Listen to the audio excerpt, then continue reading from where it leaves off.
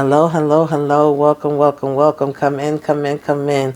This is Tamika's Den. I am Tamika. Get on in here, y'all. All right, get on in here. Welcome to the Den. Relax, relate, release. Okay, kick off your shoes, relax your feet. Ciao. This is American Horror Stories. Okay, Milkmaids, season 2, episode 4. And honey, they say in here that this is not for the weak-hearted. It is certainly not, okay? And it's not for those of us that get weak stomachs because this thing was looking disgusting, I tell you. Disgusting, all right? And I already woke up today actually feeling sick. I will spare y'all the details, but watching this episode did not help it, okay? It made it worse. It was some disgusting stuff happening up in here. And then as soon as they showed this little boy, he was giving me the devil's child, honey. He was giving me some evil, the omen, you know what I'm saying? A little bit of vibes going on. But nonetheless, let's go ahead and get into this review, all right? And so we start out in 1757 in New England, and we see that, we have this wife that's dying, right? And his son is basically saying to him, will she be put in a ditch like all the others? The doctor's telling him he does not have the right utensils to help her in the way that she needs to be helped. It's just too many people dying, okay? And he don't have no more opium, all right? And so basically we have a bunch of people in this town that's dying of smallpox. And the husband, father is telling his son that, no, she will not be buried where all these other people is going to be buried at, right? She's going to be buried in the cemetery because basically they treat the poor one way, and because they got money, they're going to be treated another way, right? That's how we see it go, okay? So no shocker there. And he was like, how come not as many friends are coming? And he basically tells him because they don't have no friends, all right? All the friends are dead too. So we have a lot of people that have been dying of this, right? And, he tells him his mother's going to be buried next to his sisters. So they have died too. It's only the father and the son left. And so, this man basically ends up coming to this woman's house or whatever, right? We don't know who he is. We just see him walking down the road. We see him come knock at the door, and she's kind of, making pleasantries or whatever when he knocks, and we can kind of put two and two together and figure that this is supposed to be some type of whorehouse or whatever, right? Where he going to get his pleasures from, right? But he told her he don't want to have no pleasantries. So she's like, okay, well then let's go ahead and get down to business. And so she just on top of him looking like a damn robot, like she jumping up and down on him. And, he doesn't see nothing at first because of how she's clothed, but, her clothes start to slip down a little bit as they getting into it. And he's like, what the hell is that on you? And he realizes that she has these lesions, these boils on the sides of her hair, and he couldn't see it before with how her shirt was. And so he's like, oh my God, you're sick, you're sick, you're sick. Of course, he started having a fit because everybody has been dying. And she's telling him, no, it's just the opposite, okay? That she's actually a healer. And many men have been coming there to basically be with her because of that. And so she thought that that's why he was there too. And she was like, don't you know about it? And she says that she has been blessed by Lazarus, okay? And so apparently she's supposed to be immune and not be able to get, sick. And everybody that has been taken from her and has tasted her haven't got sick either. So she's telling him, that's how everybody's been surviving and having a healthy life. And she's like, I promise you. So she's telling him to come on and take some. Honey, that thing was so gross when they was popping out that liquid. I said, oh no. And so at first he's calling her a liar and he's looking at her like he's so disgusted. She telling him to close his eyes, and then he go ahead and, take some of it. So I guess he ain't think it was too bad. She telling him to open his eyes and imagine heaven and all of this, on his tongue. And so he's sucking it off or whatever, but then afterwards he ends up, basically getting sick, throwing up, and now he want to beat her up. Now he want to curse her out.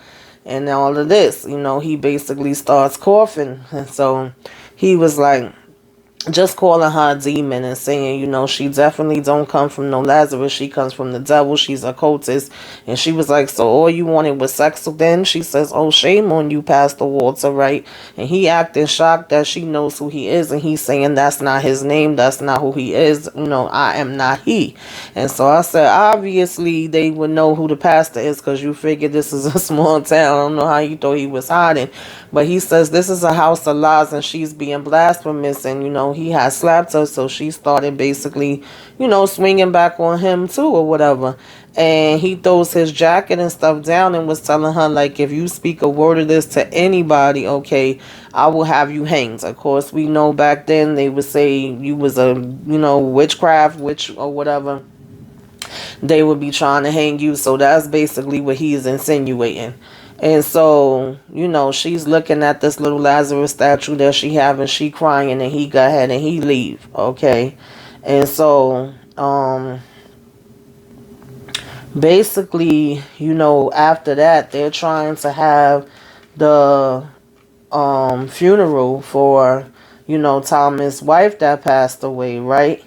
And he's in the middle of giving this sermon in the front of the church or whatever, and he says that um God, sent him to give this message and all of this different kind of stuff, and this poor sister had gave her life to Christ, and he's just getting into what he want to say, for the service. And in the midst of this, we have, Miss Celeste, I believe her name was, right? The house that he went to. We have her come up here to the church and I said, girl, why would you do that? Okay, you asking for trouble. So she come in there and she was like, this man is a false prophet. He been lying to y'all. Okay, he want to act like he all high and mighty and he about God and Christ or whatever, but he's not. He came to visit me, and while he was there, he basically ends up attacking me, hitting me or whatever. And I guess she thought these people was gonna be like, oh no, that's horrible that he did that, let me help you. But it was the complete opposite, honey. Somebody threw something, I don't even know what that was. It looked like a can or something, and hit her in the side of her face. Somebody else was shouting, calling her names or whatever the case may be, and telling her to get up out of there. And so of course, just like he told her, he brings up that, they should go ahead and hang her. He's like, she's a heathen. All right. She's a liar. He was like, she ain't no daughter of Lazarus. She the daughter of the devil.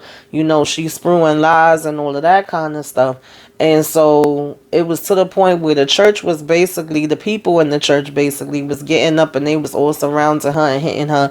They was really about to have a daggone lynching in the middle of the, funeral. And so Thomas basically says, stop. He yells and he was basically like, you guys are not going to sit here and, disrespect my wife's funeral or whatever the case may be, right in the middle of, what I'm saying, this happening and with my son here and all of that kind of stuff, right? And he says, he will not have his wife's funeral disrupted and disrespected like this.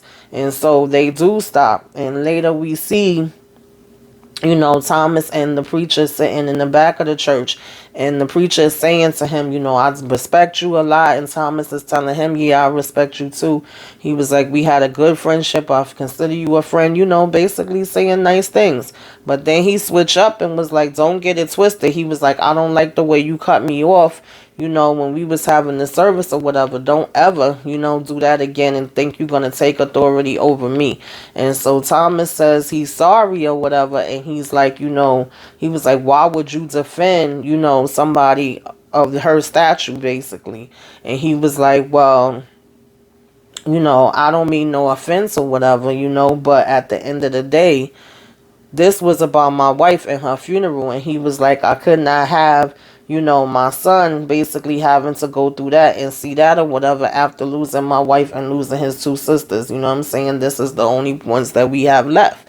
And so, we only really have each other left, rather. And so he was like, I could understand that. So, he says, yes, of course. So Thomas, he says, he heard of this ritual, right, that he want to tell him about. They were saying how grief has really struck this community and loss becomes a blare, and some people are believing that they may be cursed. And, the pastor was saying only time will tell. And he says in the meantime, they're going to pray. And so, Thomas said, well, what if prayer is not enough? And what if something that we could be doing? And so he was like, the preacher's asking him, well, what are you withholding?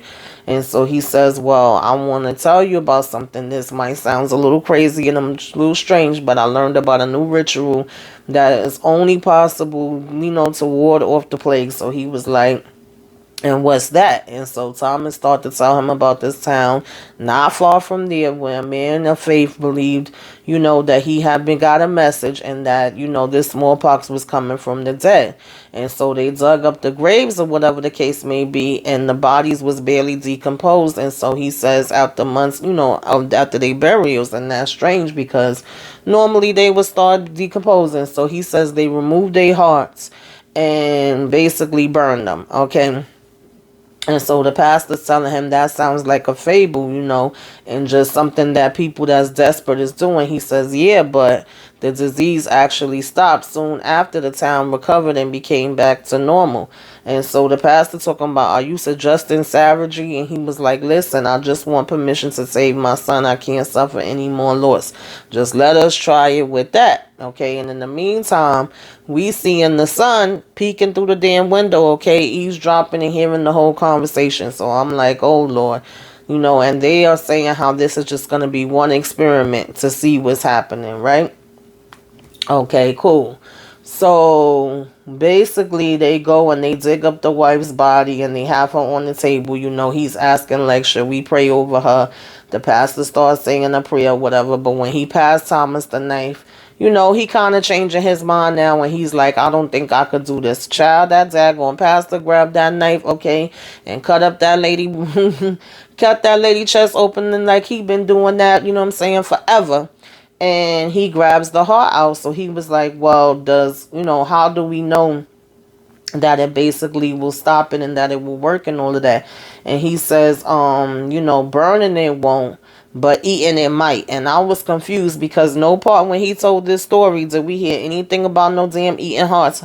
So the next thing you know, the pastor just go ahead and shove this heart in his mouth, y'all, like it was nothing, okay? Like he been doing this, every day, every Sunday. And I was like, what is going on here, you ain't gonna cook it up or nothing. I mean, shoot, I still don't want you to eat it even if it's cooked. But that was just a little bizarre for me, because Thomas was telling him like, no, I'm not about to eat, my wife's heart. And he just helped himself to it, okay? And a hop, skip, and, hurry. So I was like, okay, that's what we doing. All right, y'all. And so then, we never see Thomas eat it, all right? What we do see is that once he went home, it looked like he made it in some type of stew, right? And was trying to get it to, have his son eat it. And the son was saying it looked disgusting. This don't look like what mama been making. And he was telling the son this is a new recipe that he just came up with. And he was like, I don't want you to get sick like your mothers and sisters did. Like your mother and sisters did, I'm trying to keep us alive. So he was like, you're going to have to go ahead and eat it up. And he says, his prayers. And so as he was about to start saying the grace over the food, the door, it was a knock at the door. And apparently is this lady Delilah, okay, who is a milkmaid. And she comes to bring them their milk. And she's saying that she's so sorry that she got caught up and that, she's coming at this hour or whatever. And, she barely finished milking before the sun came down and all of that. And he's telling her, don't worry about it. And then she's like, oh, man, your wife's funeral. She's like, I'm so sorry. I must have forgot. He was like, well, you're a busy woman. Don't worry about it. It's understandable. So she was like, well, we all know how Pastor Walter feels about me. So I wouldn't have been able to, make it there anyway or whatever to the church. And so his son cuts in and was basically like, is it true that you dance with the devil under the full moon? And so his father's like, Edward, stop it, okay, what is wrong with you? And she starts laughing, and she basically was like, people always gossip about unmarried women, and he said, well, if only the church kind of met people where they was at and let y'all be welcome. So in the meantime, while he over there talking to Delilah, Edward over here feeding the damn cat the food, okay? He ain't even eating none of it. And so, she says she already knows that society already looks at people that are free or unmarried in a certain way. And she says, again, my condolences. And she says she would come back, and she says good night, and she go ahead about her business. And so when the father come and sit back at the table, he's like, basically seeing that the bowl is empty. And I don't know if he already knew and caught on to the fact that he didn't eat it, because he slapped some more of it right up there and was like, eat some more of the store, right? And so he's telling him like, oh, well, pastor, is always saying how those women are unclean, and the father's telling him nothing is unclean, and he says, yeah, but as a, the son Edward is telling him nothing is I'm sorry, y'all, I'm getting so tongue tied. Nothing is unclean, all right, as a unmarried woman, and a woman that basically deals with beasts. So in other words, the cow is the beast because she be milking the cow. And he's telling his son, like, Edward, be kind to those that are less fortunate, okay? You cannot treat people like that just because they are, less fortunate than us. And then, like I said, he's telling him to eat up the soup. So now when she goes home, she's hearing some type of noise or whatever, or back to the barn, stable, whatever, where she stay, where she milks the cows, and she ends up finding Delilah back there. And she's like, who are you? Where do you come from? She sees that she's hurt. She got all these bruises, and her arm is broke from when these people was beating the heck out of her in the church. And so she's basically telling her, that she's gonna keep her there. She could stay as long as she wants to. She'll help her. She's not gonna go anywhere until she gets better. She's like, I bet I know who did this to you. And she basically knows that it's Pastor Walter. And she says, men are always judging them. Of course, she knows that they don't like her either. And so she was saying how she have to get up out of there. But, like I said, Delilah tells her she's not gonna let her go anywhere until she is fully recovered, and she says that these people that did this to her should be held, accountable.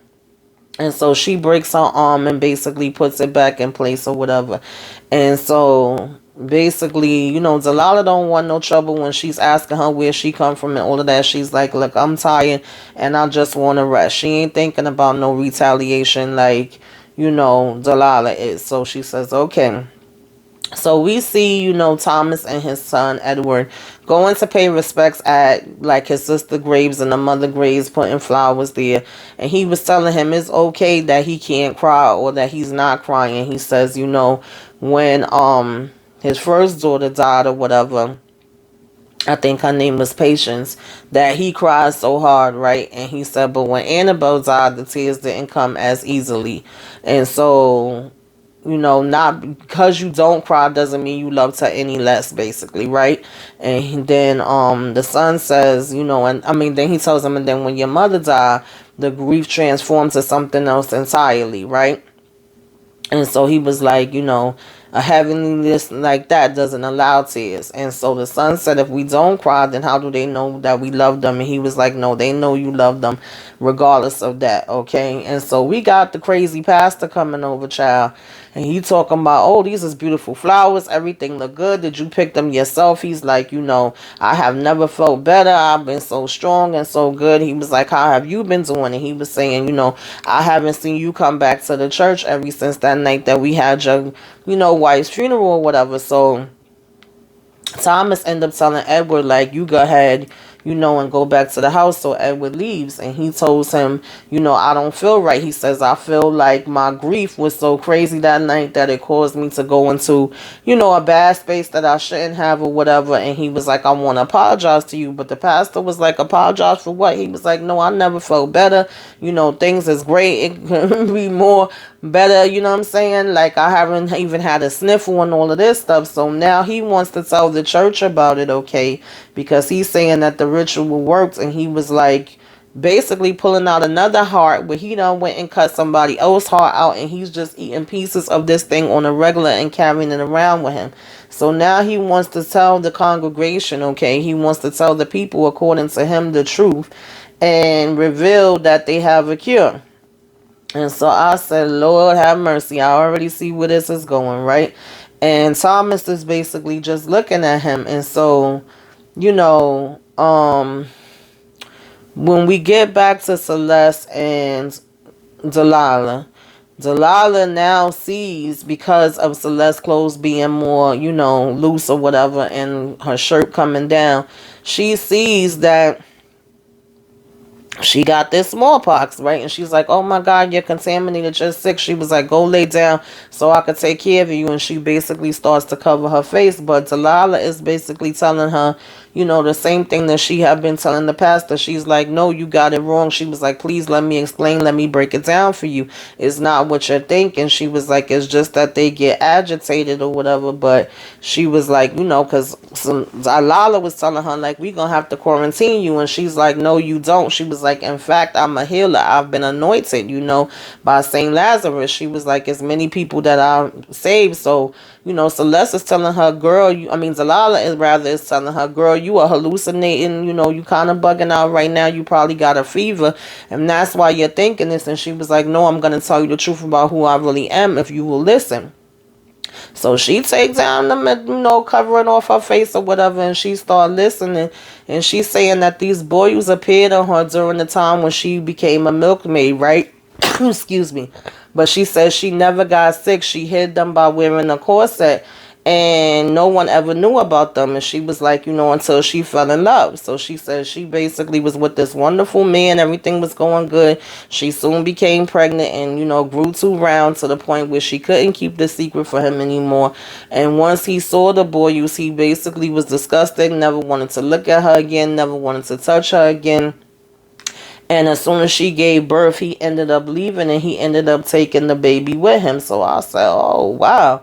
So, she was like, she basically after that started doing what she had to do, because she was a cast out from society, and different men would come and, of course, be having sex with her, whatever. That was the only way for her to survive. But eventually it turned into something else, and she thought when the men saw, the boys, that they would get scared and they would have, basically tried to hurt her or run away or whatever. But she said she was surprised to learn how easily men's fears turned into their fetish. I said, girl, ugh. So she talking about they line up, okay, to take turns and, tempt their fate or whatever. Then something miraculous happened where she began to notice that everybody was coming that feasted on her basically never got sick, okay? So this is why she feels like she basically has, this healing power. And she was like, God had chose her. So Zalata basically started saying, like, well, if this is true or whatever, because she said just like Lazarus was, raised from the dead or whatever, and that love could save them from anything, she knew that this is what God had put her on earth to do. So Delilah is telling her, like, well, I never heard of no love, saving people or whatever. She was like, love doesn't heal. She said, if anything, let me do some tests, because only science could do that. And so Celeste is getting mad, saying, no, this ain't got nothing to do with science. This got to do with God's love. And she was like, if these men, Delilah's telling her, if these men were truly, protected, then we got to find out what it is that's doing that, so that we could reproduce it and save a whole bunch of other people. You could save a lot of people. And so Celeste is telling her divinity cannot be, replicated, okay? And she was like, girl, I got to get to the bottom of this, okay? So we have a thing, of course, where science, right? Some people don't want to believe in science, and some people won't believe in miracles and God. So they just basically showing us a little bit of that, and we can still see stuff like that happening to this day. So, the pastor's over here in church, and he's, of course, telling the people about this, and he's saying it's not for the faint of heart, okay? And I'm sorry, the pastor, okay, Walter's in the church telling them all this. Meanwhile, Thomas and his son is sitting inside the audience, and Thomas is over here like this. Okay, he is just over it, like, wow. But he's literally telling the same exact story, the same way Thomas said it to him, okay? But I guess, of course, Thomas wasn't expecting it to go the way that it went. So, nonetheless, he's giving them the breakdown, and you would think some people would be like, oh, no, we can't do that, or that's disgusting, or, some type of hesitation, some type of doubt, some type of questioning, or whatever. Child, no. The minute he finished telling them about it, and he's like, oh, they took the hearts and they ate them, and he's like, I know it's shocking or whatever the case may be, but the town began to recover after this. you know, you had immediately people like, well, what are we waiting for? You know, another lady shouts out and says, give me the shovel. I'll be the first one to dig. I said, well, damn, he's basically telling them, it worked or whatever. And they are all ready to just get it in without any more questioning. They absolutely believe it without a doubt. Okay. And so he starts to tell them, oh, let's not hasten our, actions with our grief. Basically, literally repeating everything that Thomas said to him. And so, you have Celeste come back over to talking to Delilah, right? And she's saying, why can't you believe that I'm a healer, right? She doesn't like the fact that Delilah keeps saying that it has to be some type of explanation and that she wants to take samples and try to figure out what's going on. And she basically believes in science, right? And so she says, it's not that I can't believe it, because she's telling her, why can't I be special to you? She's like, you are special. It don't have nothing to do with you, being special. The fact is that there's usually some type of logical explanation as to why something is happening. And if we can find that explanation, then you can definitely still heal people. And so she was like, well, why can't you believe that God gave this to me? And, Delilah's telling her God is unknown. And she says, basically, like, that's why we have doctors, that's why we have medicine and all of that kind of stuff, right?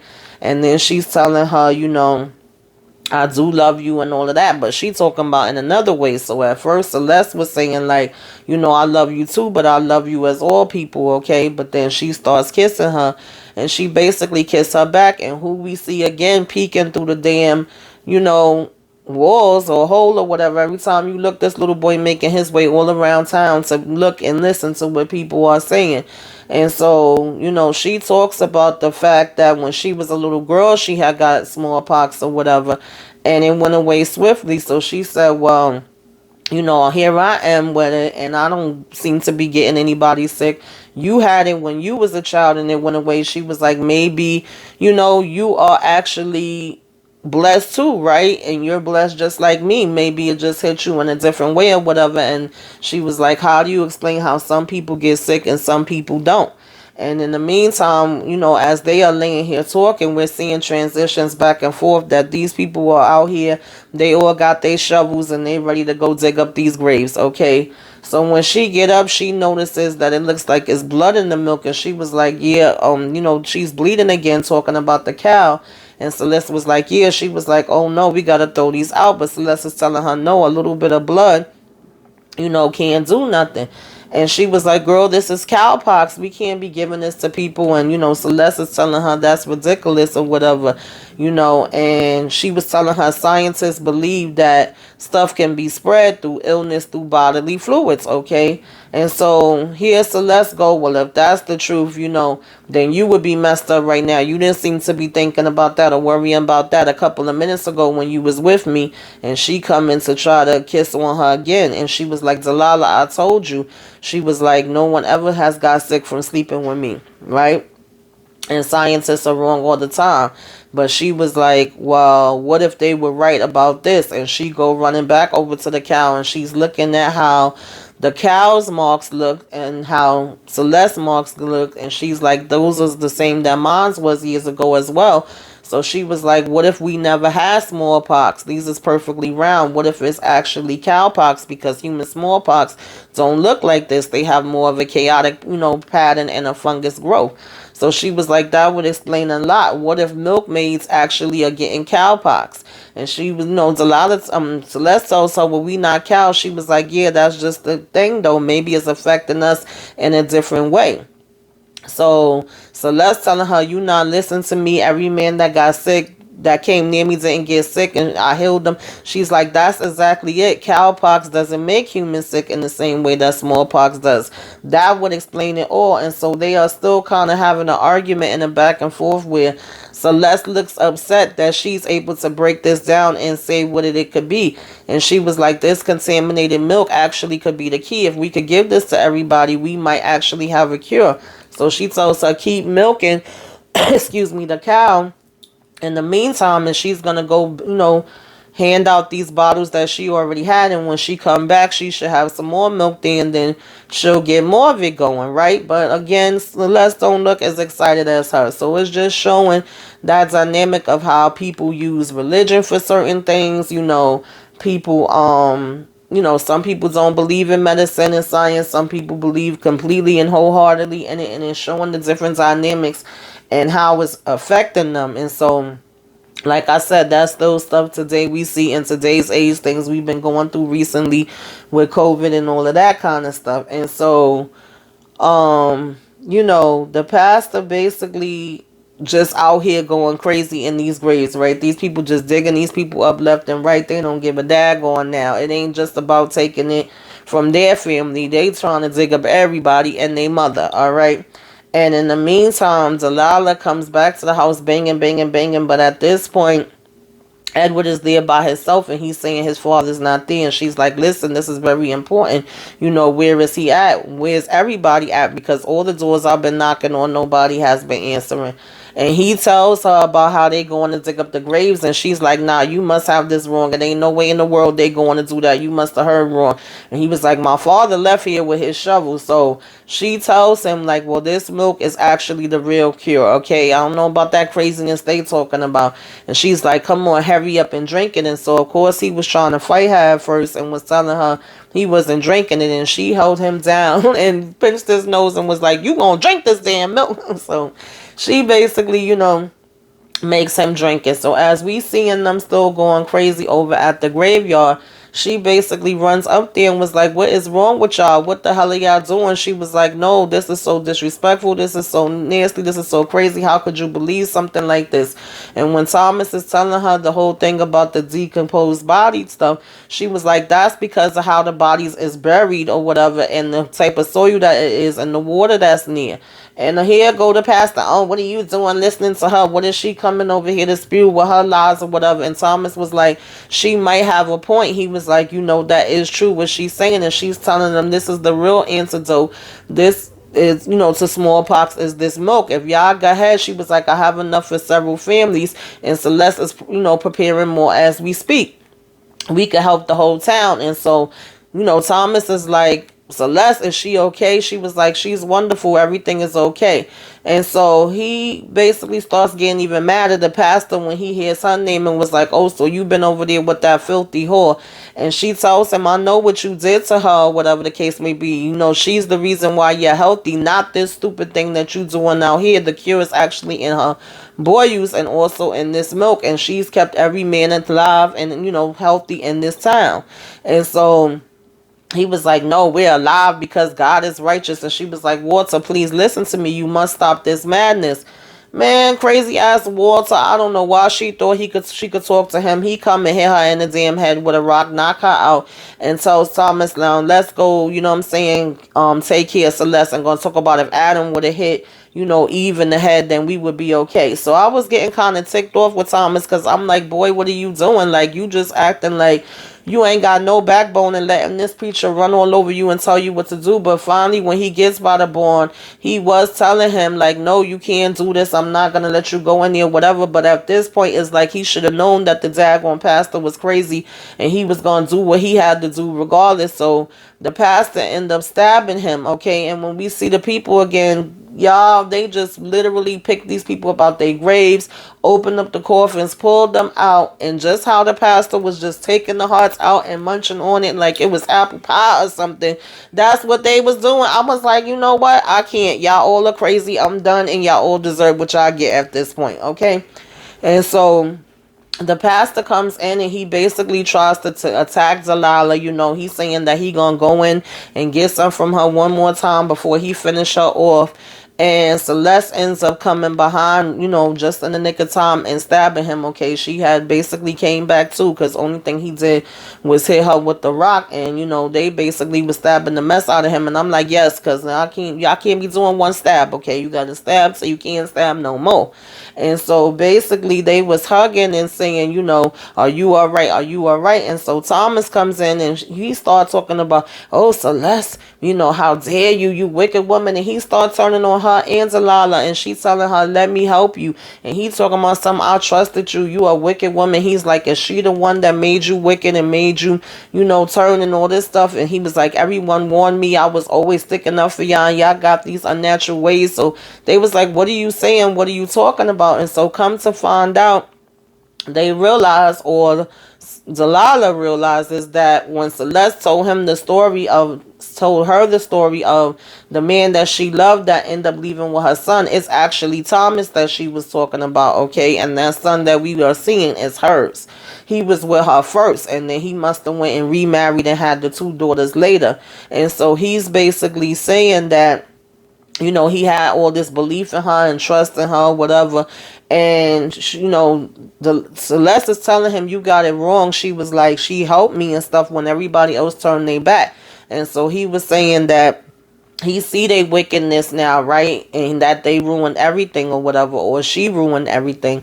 And he was like, she destroyed his life. And so he was like, and now this whole town is being torn apart because of you. And so she was like, this is your wounds that's making you speak in such haste. You don't know what you're talking about, right? And she was like, still trying to tell him to sit down so they could try to help him or whatever, because he's stabbed. So then he started talking about poor Edward, and Celeste is like, Edward, he's like, yeah. He was like, ever since he was born, it's been something wrong with that boy. I could always see that it was something terribly wrong with him. He was like, I've tried everything to get him on the right path, but he never seems to, listen. He's never been able to love. He was like, I even married a woman to mother him like her own son, but deep down, it still never did nothing for him, and he never loved her. She was like, as a matter of fact, he never loved a single soul. So he was saying that has to come from her. And Delilah was like, well, no, that's true. That's not true. She was like, because all she have is love for people or whatever, right? And so, and all she's been capable of is caring about people. She has nothing but love. And he was like, no, your love is cursed and it must be stopped. So then he tried to go and get her. And, Delilah, of course, comes to her defense. And in the midst of her coming to his defense, he basically cuts Delilah. Okay. And then Celeste ends up hitting him with a shovel. And basically, Delilah is still telling her, like, get this to people, save people, and all of that kind of stuff, right? And she dies and she's crying, whatever. So she leaves with the cow and she burns the whole damn place down, right? Now she goes to the house where Edward is at, and he's asking where his father. She's like, I'm so sorry, he's dead. He's like, well, who are you? She's telling him that she's his mother. She's back now. She's going to take care of him. And she's like, I have this cow, and she's what's going to save all of us, right? And she's giving him this hug, telling him to come and let her, trust him. Because at first he had a knife out, and I'm like, girl, be careful. Don't trust this little demon seed. Well, honey, it was too late, too sad, too bad for her, because she went ahead and hugged him anyway. And he was like, are you a milkmaid? And remember, he never liked the milkmaid because he was always busy listening to what the pastor was telling him. So her dumb behind said, yeah, I guess you could say I am now. And he stabs her and was like, you can never trust a milkmaid, okay? He was like, basically saying that any of them that are with a beast, okay, is bad, because remember, that is what pastor taught him. So he basically was still believing that and still saying the same daggone thing, okay? And then she just was falling down looking at him like he crazy, as she freaking falling, because she wasn't expecting that. And so I don't know if he was gonna go kill the cow after that or whatever, but then he actually opens up her, okay, the same way all these other people was. Now mind you, he was so worried about the soup was looking nasty and all of that, but he had no problem with opening up her damn chest and cutting it out and then eating her daggone heart. And that was basically how the episode ended, you guys. So, y'all put it in the comments. Tell me what y'all thought about this one, all right? What was you thinking? What did you like? What you didn't like? Give me a wave. Let me know you came by. Put a little fist up in the sky, all right? Like, share, comment, subscribe if you are so inclined. Till next time, too.